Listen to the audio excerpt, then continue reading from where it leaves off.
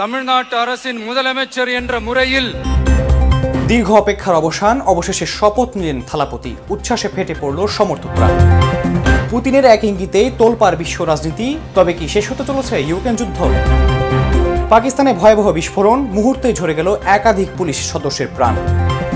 ব্রিগেডে আবেগ আর বিস্ময়ের মুহূর্ত, প্রণাম গ্রহণের পরই কড়া বার্তা মাখনলাল সরকারের। এবং হরমুজ প্রণালীতে যুদ্ধজাহাজ পাঠাচ্ছে ব্রিটেন এবং ফ্রান্স। বিশ্বজুড়ে কি শুরু হতে যাচ্ছে নতুন কোনো অস্থিরতার আভাস? আসসালামু আলাইকুম দর্শক, আমন্ত্রণ নিরপেক্ষ আজকের বিশ্বের আলোচিত সর্বশেষ সংবাদে আপনাদের সঙ্গে আমি আছি আহমাদ ইমতিয়াজ। দেখছিলেন প্রধান শিরোনাম, এবার বিস্তারিত। দীর্ঘ রাজনৈতিক টানাপোড়েন আর অনিশ্চয়তার অবসান ঘটিয়ে অবশেষে শপথ নিলেন থালাপতি বিজয়। অভিনয় জগৎ পেরিয়ে এবার তামিলনাড়ুর মুখ্যমন্ত্রীর আসনে বসলেন জনপ্রিয় তারকা। தமிழ்நாட்டு அரசின் முதலமைச்சர் என்ற முறையில் ஆண்டவன் மீது ஆணையிட்டு உறுதிமொழிகிறேன்। রাজনীতির ময়দানে বিজয়ের এই পথ খুব একটা মসৃণ ছিল না। গত সোমবার যখন বিধানসভা নির্বাচনের ফলাফল প্রকাশিত হয়, তখন দেখা যায় থালাপতি বিজয়ের দল এককভাবে 108টি আসনে জয়লাভ করেছে। ক্ষমতায় বসার জন্য প্রয়োজন ছিল 118টি আসন। ম্যাজিক ফিগার থেকে 10টি আসন দূরে থমকে গিয়েছিল বিজয়ের জয়রথ। শুরু হয় রাজনৈতিক টানাপোড়েন, কিন্তু থালাপতি জানতেন পরিবর্তনের এই ডাক বৃথা যেতে দেওয়া যাবে না। সংখ্যাগরিষ্ঠতা অর্জনেই বিজয় হাত মেলান 5টি সমমনা দলের সঙ্গে। এর মধ্যে অন্যতম ছিল ভারতীয় জাতীয় কংগ্রেস। এছাড়া ভিসিকে এবং ইন্ডিয়ান ইউনিয়ন মুসলিম লীগ তাকে সমর্থন দেয়। গতকাল সন্ধ্যায় যখন বিজয় রাজ্যপালের সঙ্গে দেখা করেন, তখন তিনি জানান তার জোটের বর্তমান আসন সংখ্যা 120। তবে সরকার গঠনের অনুমতি দেওয়ার আগে অত্যন্ত সতর্ক ছিলেন রাজ্যপাল। তিনি প্রতিটি দলের সমর্থনপত্র বা লেটার অফ সাপোর্ট বাছাই করেন। বিশেষ করে ভিসিকে ও মুসলিম লীগের চিঠিগুলোর সত্যতা নিয়ে নিশ্চিত হতে সময় নেন তিনি। কারণ ফলাফল প্রকাশের পরপরই রাজনৈতিক মহলে রটে গিয়েছিল যে ভিসিকে এবং মুসলিম লীগের একাংশ বিজয়ের টিভিকে সরকারকে সমর্থন দিতে দ্বিধাবোধ করছে। তাদের ভয় ছিল বড় শরিক হিসেবে বিজয় তাদের দাবি দেওয়ার গুরুত্ব দেবেন না। খবর এসেছিল যে এই দুটি দলের ভেতর থেকে কিছু বিধায়ক বিজয়ের জোটে যাওয়ার বিপক্ষে ছিলেন। এই অভ্যন্তরীণ বিরোধের কারণে রাজ্যপালকে দেওয়া চিঠির বৈধতা নিয়ে প্রশ্ন ওঠে। বিরোধী পক্ষ থেকে এই ছোট দলগুলোকে নিজেদের দিকে টানার চেষ্টা করা হচ্ছিল বলে অভিযোগ ওঠে। তাই রাজ্যপাল নিশ্চিত হতে সময় চেয়েছিলেন যে চিঠিগুলো কোনো চাপের মুখে বা জালিয়াতি করে দেওয়া হয়েছিল কিনা। প্রাথমিকভাবে বিজয় মাত্র 9 জন মন্ত্রী নিয়ে ছোট মন্ত্রিসভা গঠনের ঘোষণা দিয়েছিলেন। এতে ছোট দলগুলোর ভয় ছিল যে তারা গুরুত্বপূর্ণ কোনো মন্ত্রণালয় পাবে না। এবং থালাপতি বিজয়ের তামিল জাতীয়তাবাদ এবং অন্যান্য সামাজিক নীতির সাথে ভিসিকের দলীয় আদর্শের কিছু জায়গায় অমিল ছিল। তারা চেয়েছিল সরকার গঠনের আগেই একটি কমন মিনিমাম প্রোগ্রাম বা ন্যূনতম অভিন্ন কর্মসূচি স্বাক্ষর করতে। ভিসিকে প্রধানত দলিত ও প্রান্তিক মানুষের অধিকার নিয়ে কাজ করে। তারা বিজয়ের কাছে দাবি তুলেছিল যে উপমুখ্যমন্ত্রী পদটি তাদের কাউকে দিতে হবে। এই দাবি নিয়ে মতপার্থক্য তৈরি হওয়ায় তারা সমর্থনের চিঠি জমা দিতে দেরি করছিল। যেহেতু ভারতীয় কংগ্রেস এই জোটের বড় অংশীদার, তাই রাহুল গান্ধী নিজে ভিসিকে এবং মুসলিম লীগের নেতাদের সাথে কথা বলেন এবং একটি স্থিতিশীল সরকার গঠনের গুরুত্ব বোঝান। বিজয় ওই দলগুলোকে আশ্বস্ত করেন যে পরবর্তী মন্ত্রিসভা সম্প্রসারণে তাদের যোগ্য প্রতিনিধিত্ব দেওয়া হবে এবং তাদের আদর্শিক দাবিগুলো গুরুত্ব পাবে। সমস্ত পরীক্ষা নিরীক্ষার শেষে যখন রাজ্যপাল নিশ্চিত হন যে বিজয়ের কাছে প্রয়োজনীয় সংখ্যাগরিষ্ঠতা আছে, তখনই আসে চূড়ান্ত ঘোষণা। রূপালী পর্দার মহাতারকা থেকে এখন তিনি জননেতা। সব জল্পনা কল্পনার অবসান ঘটিয়ে আজ তামিলনাড়ুর মুখ্যমন্ত্রী হিসেবে শপথ নিলেন থালাপতি বিজয়। চেন্নাইয়ের জওহরলাল নেহেরু স্টেডিয়ামে উপস্থিত হাজার হাজার মানুষের উন্মাদনার সাক্ষী হয়ে আজ থেকে শুরু হলো টিভিকে বা তামিলনাগা ভেট্রি কাজাগামের শাসনকাল। রোববার সকাল 10টায় রাজ্যপাল রাজেন্দ্র বিশ্বনাথ আর্লেকার তাকে এবং তার মন্ত্রিসভার 9 জন সদস্যকে শপথ বাক্য পাঠ করান। রাজ্যপাল যখন দেখলেন যে দলগুলো পুনরায় তাদের সমর্থন নিশ্চিত করেছে এবং ব্যক্তিগতভাবে বিধায়করা বিজয়ের নেতৃত্বের প্রতি আস্থা প্রকাশ করেছেন, তখনই তিনি শপথ গ্রহণের অনুমতি দেন। মূলত এই রাজনৈতিক দর কষাকষি এবং চিঠির সত্যতা যাচাই করার প্রক্রিয়াটি নিশ্চিত করতেই রাজ্যপাল রাজেন্দ্র বিশ্বনাথ আর্লেকার বাড়তি কয়েক ঘন্টা সময় নিয়েছিলেন। পর্দার বিস্ট এখন বাস্তবের থালাপতি। সমর্থকদের প্রত্যাশার পারদ এখন আকাশচুম্বী। একক দল হিসেবে সংখ্যাগরিষ্ঠতা না পেলেও জোটের শক্তিতে তামিলনাড়ুর প্রশাসনিক দায়িত্ব এখন বিজয়ের কাঁধে। জয় দিয়ে শুরু হওয়া এই যাত্রা তামিল রাজনীতির মোড় কতটা ঘোরাতে পারে, এখন সেটাই দেখার বিষয়। মিমি মাজুমদার, নিরপেক্ষ। ইউক্রেন যুদ্ধ নিয়ে রাশিয়ার প্রেসিডেন্ট ভ্লাদিমির পুতিনের এক মন্তব্য নতুন করে আন্তর্জাতিক অঙ্গনে আলোচনার জন্ম দিয়েছে। প্রশ্ন উঠেছে, দীর্ঘদিনের এই সংঘাত কি শেষের দিকে এগোচ্ছে? বিশ্ব রাজনীতির উত্তপ্ত মঞ্চে আবারও আলোচনার কেন্দ্রবিন্দুতে ইউক্রেন যুদ্ধ। রাশিয়ার প্রেসিডেন্ট ভ্লাদিমির পুতিনের এক মন্তব্য ঘিরে নতুন করে জল্পনা শুরু হয়েছে। তবে কি দীর্ঘদিন ধরে চলা এই রক্তক্ষয়ী সংঘাত সত্যিই শেষের দিকে এগোচ্ছে? মস্কোর রেড স্কয়ারে বিজয় দিবসের কুচকাওয়াজ শেষে তার দেওয়া ইঙ্গিত এখন আন্তর্জাতিক অঙ্গনে তৈরি করেছে নতুন উত্তেজনা ও কৌতূহল। রাশিয়ার প্রেসিডেন্ট জানিয়েছেন, ইউক্রেনকে কেন্দ্র করে চলমান সংঘাত ধীরে ধীরে শেষের দিকে এগোচ্ছে বলে তিনি মনে করেন। দ্বিতীয় বিশ্বযুদ্ধে সোভিয়েত ইউনিয়নের বিজয় দিবস উপলক্ষে মস্কোর রেড স্কয়ারে আয়োজিত সীমিত পরিসরের সামরিক কুচকাওয়াজ শেষে সাংবাদিকদের সঙ্গে আলাপকালে তিনি এই মন্তব্য করেন। পুতিন বলেন, রাশিয়া যে সংঘাতকে বিশেষ সামরিক অভিযান হিসেবে অভিহিত করে আসছে সেটি এখন সমাপ্তির দিকে অগ্রসর হচ্ছে বলে তার ধারণা। একই সঙ্গে তিনি ইউক্রেন সরকারকে পশ্চিমা দেশগুলোর সমর্থন গ্রহণের বিষয়ে সমালোচনা করেন এবং বলেন, এই পরিস্থিতি দীর্ঘায়িত হওয়ার পেছনে আন্তর্জাতিক রাজনীতির ভূমিকা রয়েছে। এবারের বিজয় দিবসের কুচকাওয়াজ আগের বছরের তুলনায় ছিল অনেকটাই সংক্ষিপ্ত ও সীমিত। নিরাপত্তা ঝুঁকির কারণে ভারী সামরিক সরঞ্জাম যেমন ট্যাঙ্ক ও ক্ষেপণাস্ত্রের বড় ধরনের প্রদর্শনী এড়িয়ে যাওয়া হয়। রাশিয়ার কর্তৃপক্ষ আশঙ্কা করছিল ইউক্রেন ড্রোন হামলার মাধ্যমে রেড স্কয়ারকে লক্ষ্যবস্তু করতে পারে। তবে শেষ মুহূর্তে যুক্তরাষ্ট্রের প্রেসিডেন্ট ডোনাল্ড ট্রাম্পের মধ্যস্থতায় মস্কো ও কিয়েভের মধ্যে একটি সাময়িক যুদ্ধবিরতি কার্যকর হয় বলে জানানো হয়। এর ফলে সম্ভাব্য হামলার ঝুঁকি কমে যায় এবং কুচকাওয়াজ কোনো ধরনের অপ্রীতিকর ঘটনা ছাড়াই সম্পন্ন হয়।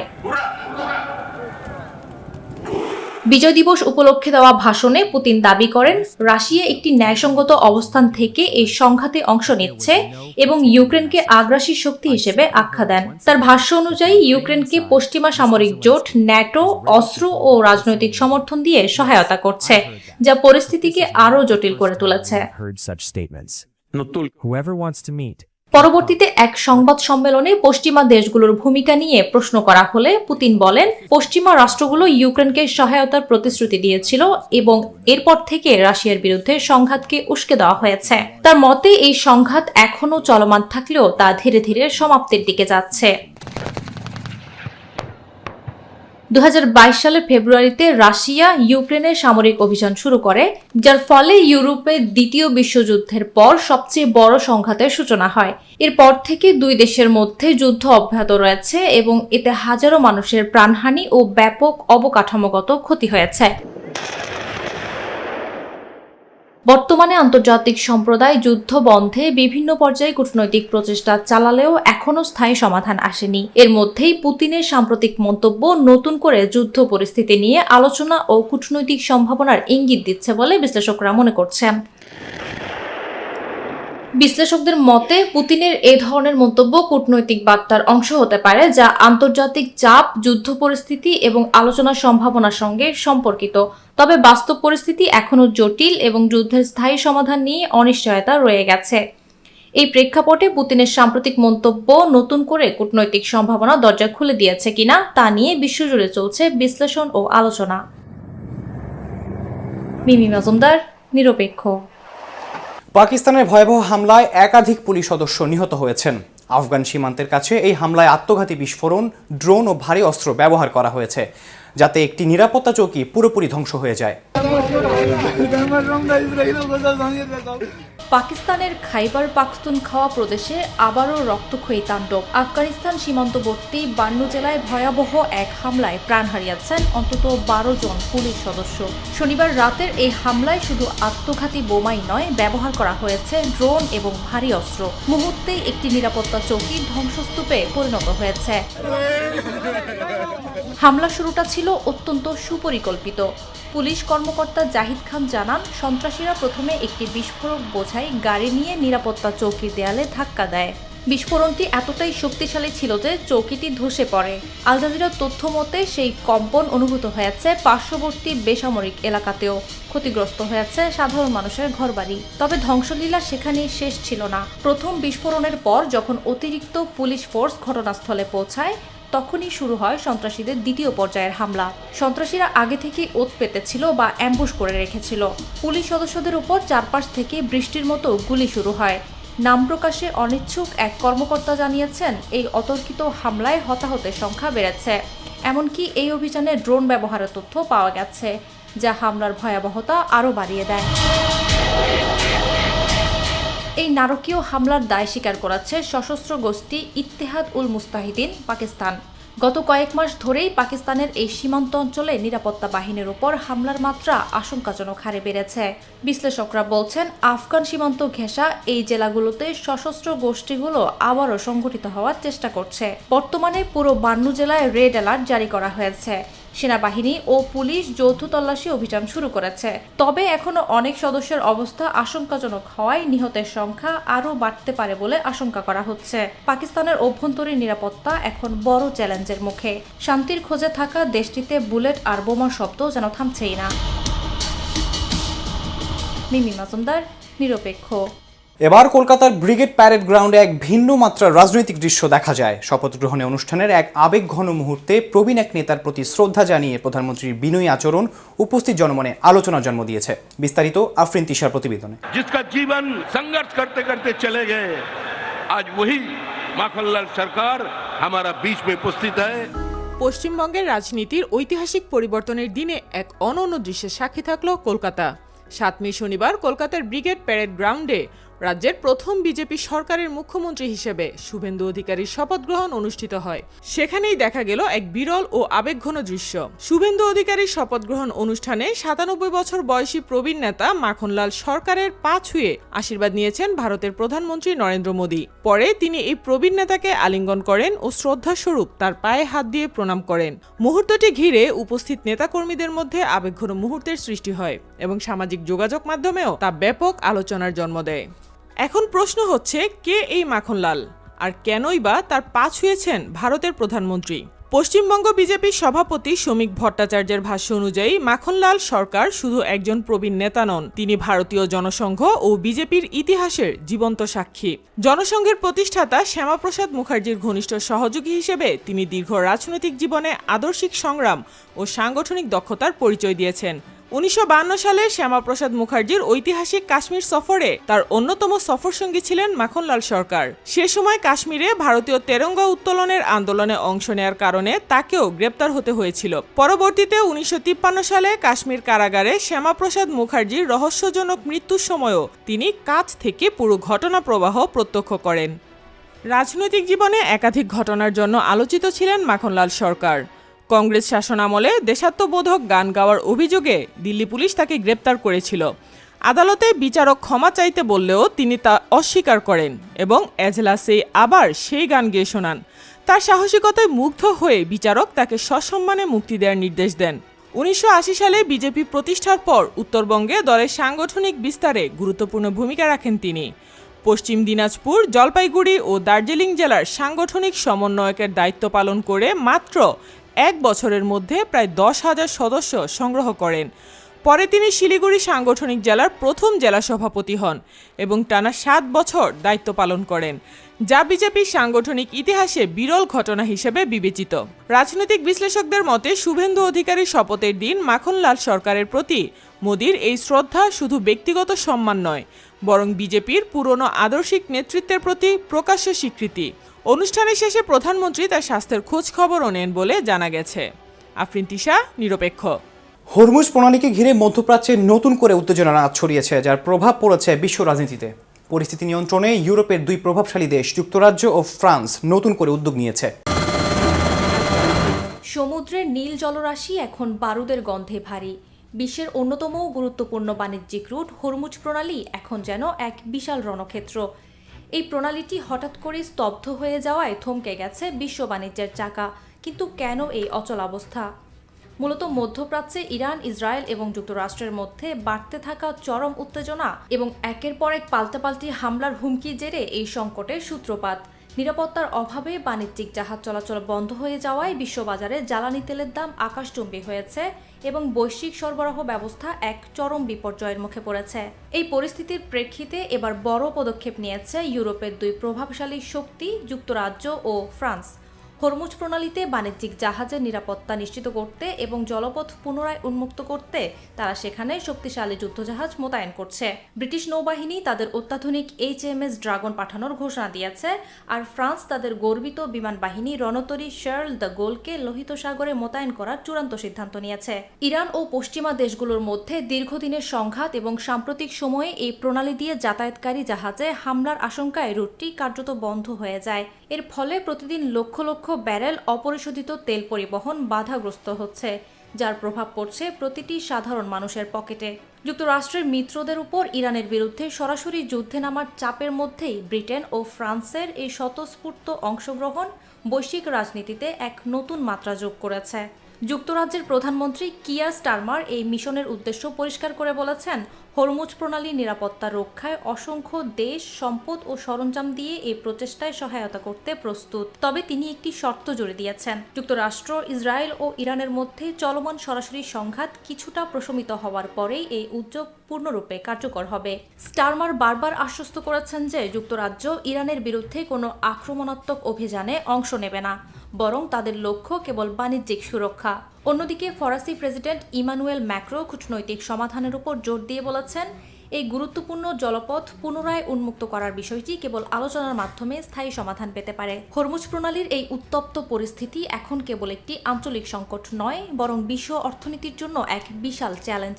একদিকে সামরিক শক্তির মহড়া, অন্যদিকে কূটনৈতিক আলোচনার টেবিল। কোন পথে আসবে সমাধান? ব্রিটেন ও ফ্রান্সের এই যুদ্ধজাহাজ মোতায়েন কি সংঘাত থামাবে, নাকি যুদ্ধের দাবানল আরও বাড়িয়ে দেবে? তা এখন সময়ের অপেক্ষা। মিমি মাজুমদার, নিরপেক্ষ।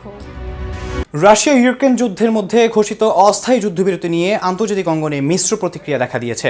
এই বিরতির সময়ই মস্কোর রেড স্কোয়ারে রাশিয়ার ঐতিহ্যবাহী বিজয় দিবসে কুচকাওয়াজ অনুষ্ঠিত হয়েছে। বিস্তারিত প্রতিবেদনে। রাশিয়া ও ইউক্রেনের মধ্যকার 3 দিনের যুদ্ধবিরতিতে স্বস্তির নিঃশ্বাস কে ফেলছে তা বোঝা যেন একটু মুশকিল হয়ে গেছে। ঘোষিত 3 দিনের অস্থায়ী যুদ্ধবিরতির আবহে মস্কোর রেড স্কোয়ারে অনুষ্ঠিত হলো রাশিয়ার ঐতিহ্যবাহী বিজয় দিবসের কুচকাওয়াজ। তবে এবারের আয়োজন ছিল ব্যতিক্রমী ও অনেকটাই সংক্ষিপ্ত। প্রায় 2 দশকের মধ্যে প্রথমবারের মতো কুচকাওয়াজে কোনো ভারী সামরিক সরঞ্জাম প্রদর্শন করা হয়নি। নিরাপত্তা উদ্বেগ ও চলমান যুদ্ধ পরিস্থিতির কারণে রুশ প্রেসিডেন্ট ভ্লাদিমির পুতিনের উপস্থিতিতে সীমিত পরিসরে আয়োজন করা হয় এবারের অনুষ্ঠান। দ্বিতীয় বিশ্বযুদ্ধে নাৎসি জার্মানির বিরুদ্ধে সোভিয়েত ইউনিয়নের বিজয় স্মরণে প্রতি বছর 9 মে এই কুচকাওয়াজ আয়োজন করা হয়। তবে পুতিনের শাসনামলে এটি রাশিয়ার সামরিক শক্তি প্রদর্শনের অন্যতম প্রতীক হয়ে উঠছে। এবারের আয়োজনে ট্যাঙ্ক বা ক্ষেপণাস্ত্রের বদলে বড় পর্দায় ইউক্রেন যুদ্ধে রাশিয়ার বিশেষ সামরিক অভিযানের ভিডিও প্রদর্শন করা হয়। সেখানে ড্রোন, বিমান প্রতিরক্ষা ব্যবস্থা এবং কৌশলগত সামরিক সক্ষমতার দৃশ্য তুলে ধরা হয়। কুচকাওয়াজে ভাষণ দিতে গিয়ে পুতিন আবারও দ্বিতীয় বিশ্বযুদ্ধ এবং ইউক্রেনের চলমান যুদ্ধের মধ্যে সম্পর্ক টানেন। তিনি দাবি করেন, রাশিয়ার সেনারা ন্যাটো সমর্থিত আগ্রাসী শক্তির বিরুদ্ধে লড়াই করছে এবং বীরত্বের সঙ্গে এগিয়ে যাচ্ছে। মার্কিন প্রেসিডেন্ট ডোনাল্ড ট্রাম্পের মধ্যস্থতায় 9 থেকে 11 মে পর্যন্ত 3 দিনের যুদ্ধবিরতিতে সম্মত হয়েছে রাশিয়া ও ইউক্রেন। উভয় পক্ষই এই সমঝোতার কথা নিশ্চিত করেছে। ইউক্রেনের প্রেসিডেন্ট ভলোদিমির জেলেনস্কি জানিয়েছেন, যুদ্ধবিরতির অংশ হিসেবে 1000-এর বিনিময়ে 1000 বন্দি বিনিময় হবে। এদিকে নিরাপত্তার কারণে মস্কো জুড়ে মোবাইল ইন্টারনেট ও বার্তা আদান প্রদানে সাময়িক বিধিনিষেধ আরোপ করা হয়। আন্তর্জাতিক সংবাদ মাধ্যমের অনেক সাংবাদিককে শেষ মুহূর্তে কুচকাওয়াজে অংশ নিতে না দেয়ায় অনুষ্ঠানটি নিয়ে প্রশ্নও উঠেছে। রাশিয়ার রাষ্ট্রীয় গণমাধ্যমের তথ্য মতে এবারের প্যারেডে উত্তর কোরিয়া সহ 4টি বিদেশি ইউনিট অংশ নেয় এবং ইউক্রেন যুদ্ধ ফেরত 1000-এর বেশি রুশ সেনা মার্চ করে। সীমিত আয়োজন হলেও কুচকাওয়াজের মাধ্যমে অভ্যন্তরীণ ও আন্তর্জাতিক অঙ্গনে রাজনৈতিক বার্তা দেওয়ার চেষ্টা করেছে ক্রেমলিন, এমনটাই মনে করছেন বিশ্লেষকরা। আফরিন দিশা, নিরপেক্ষ। রূপালী পর্দার অ্যাকশন ও রোমাঞ্চ দীর্ঘদিন ধরে দর্শক মাতালেও টলিউডের তারকা জিৎ গাঙ্গুলি বরাবরই রাজনীতি থেকে দূরে ছিলেন। তবে এবার জিতের সম্ভাব্য নতুন ভূমিকাকে ঘিরে তৈরি হয়েছে কৌতূহল। তিনি কি সত্যিই রাজনীতির মঞ্চে পা রাখতে চলেছেন? দীর্ঘ ক্যারিয়ারে রূপালী পর্দায় রোমাঞ্চ আর অ্যাকশন নিয়েই ব্যস্ত থেকেছেন। সচেতনভাবেই নিজেকে দূরে রেখেছেন রাজনীতির জটিল সমীকরণ থেকে। টলিউড ইন্ডাস্ট্রির বস তিনি, এমনকি কোনো দলীয় প্রচার বা সভাতেও দেখা মেলেনি তার। কিন্তু 2026 এর বদলে যাওয়া রাজনৈতিক পরিস্থিতিতে সেই জিতের গতিবিধি ঘিরেই এখন দানা বাঁধছে এক বড় রহস্য। টলিউড সুপারস্টারের গায়ে কি তবে এবার সত্যি রাজনৈতিক রং লাগছে? জল্পনার সূত্রপাত হয় বিধানসভা নির্বাচনের ফল ঘোষণার পর থেকেই। 5 মে সামাজিক যোগাযোগ মাধ্যমে বিজেপিকে অভাবনীয় শুভেচ্ছা জানিয়ে জিত লিখেছেন, বাংলার জন্য এটি এক ঐতিহাসিক মুহূর্ত। আশা করি এই পরিবর্তন রাজ্যের উন্নয়ন ও অগ্রগতির নতুন পথ খুলে দেবে। তবে ঘটনার চূড়ান্ত পর্যায়ে দেখা গেল গত শুক্রবার কলকাতার ব্রিগেড ময়দানে শুভেন্দু অধিকারীর শপথ গ্রহণ অনুষ্ঠানে সশরীরে হাজির হন এই অভিনেতা। ভিআইপি নিরাপত্তায় তার অনুষ্ঠানস্থলে প্রবেশ এবং গেরুয়া শিবির শীর্ষ নেতৃত্বের সঙ্গে উপস্থিতি দেখে নেটিজনদের মনে প্রশ্ন, তবে কি এবার পর্দার লড়াই ছেড়ে ভোটের ময়দানে নাম লিখাচ্ছেন জিত? নির্বাচনের ফলাফল নিয়ে এর আগেও জিতের সংক্ষিপ্ত মন্তব্য, আগে দেখে নাও কি হচ্ছে। ভবিষ্যতের কোনো ইঙ্গিত ছিল কিনা তা নিয়েই চলছে চুলচেরা বিশ্লেষণ। যদিও সরাসরি রাজনীতিতে আসা বা নির্বাচনে প্রতিদ্বন্দ্বিতা নিয়ে জিত নিজে এখনো কোনো আনুষ্ঠানিক ঘোষণা দেননি, তবুও তার সাম্প্রতিক কর্মকাণ্ড মৌন সম্মতির দিকেই ইঙ্গিত করছে বলে মনে করছেন অনেকেই। রূপালী পর্দার এই নায়ক শেষ পর্যন্ত সরাসরি রাজনীতির মঞ্চে নিজেকে সঁপে দেন কিনা সেটাই এখন দেখার অপেক্ষা। নাজমুন নাহার রুশবা, নিরপেক্ষ। দর্শক, এই ছিল নিরপেক্ষ আজকের আলোচিত বিশ্বের সর্বশেষ সংবাদ। এতক্ষণ সঙ্গে থাকার জন্য ধন্যবাদ।